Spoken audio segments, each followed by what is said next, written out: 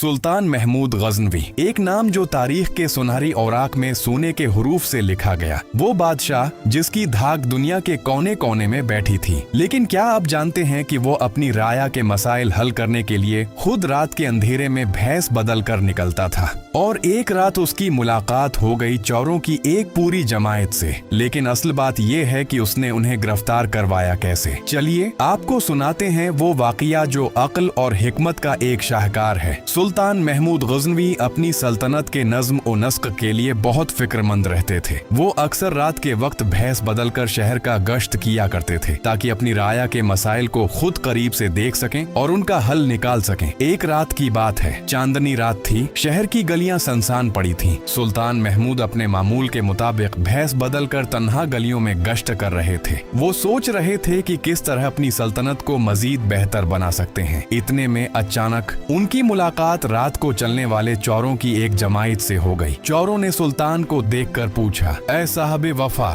तुम कौन हो? आधी रात को इन गलियों में क्यों फिर रहे हो?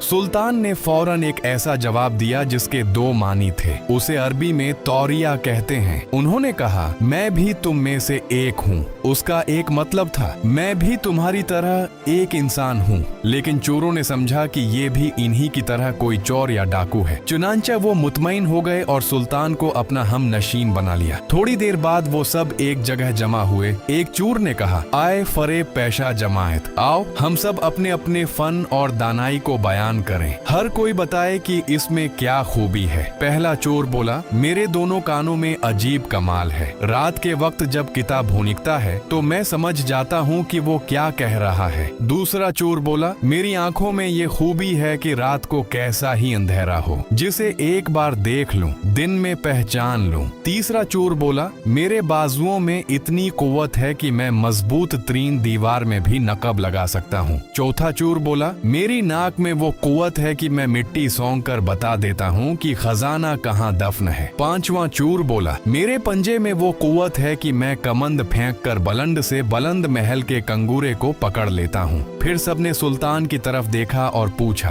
तुम क्या कर सकते हो? तुम्हारा क्या हुनर है? सुल्तान ने मुस्कुराकर जवाब दिया, मेरी खूबी ये है कि मैं अपनी पेशानी का पसीना खशक कर सकता हूँ। चोर हंस पड़े। उन्होंने कहा कि ये तो कोई खूबी ही नहीं। लेकिन सुल्तान ने मजीद कहा, मेरी दाढ़ी में ये वसफ है कि जब मैं मुजरिमों को जुलाद के स्पर्द करता हूँ तब अगर मेरी दाढ़ी हल जाए तो मुजरिम रहा हो जाते हैं। ये सुनकर सब चोर एक जबान हो गए। हमारा सरदार बस तो ही है, क्योंकि मुसीबत के दिन तो हमें छुटकारा दिलाए। उसके बाद सब मिलकर बाहर निकले और सुल्तान के महल के पास पहुँचे। पहले चोर ने कहा, किताब भौंक रहा है, ये कह रहा है कि कोई बादशाह तुम्हारे आस पास है। दूसरे चोर ने तस्दीक की। चौथे चोर ने मिट्टी सौंग कर बताया, यहाँ बादशाही खजाना है। पांचवें ने कमंद फेंकी और सब दीवार के पार जा पहुँचे। तीसरे ने नकब लगाई और सब खजाने में दाखिल हो गए। हर चोर ने जो हाथ लगा उठा लिया। इशरफियां, मोती, जरबफत, सब ने वो सामान इकट्ठा किया और एक जगह छिपा दिया। लेकिन सुल्तान ने वो जगह अच्छी तरह देख ली और एक निशान लगा दिया। जब सब अपने ठिकाने वापस आए तो सुल्तान ने खामोशी से अपने सिपाहियों को आगाह कर दिया। अगली सुबह सुल्तान ने हुक्म दिया, इस जगह छापा मारो। छापा मारा गया। तमाम चोर गिरफ्तार कर लिए गए और चोरी शुदा सामान भी बरामद हो गया। इसके बाद सुल्तान ने शहर में रात के गश्त को मजीद मजबूत कर दिया और शहर के लोग चोरों के शर से नजात पा गए। प्यारे दोस्तों,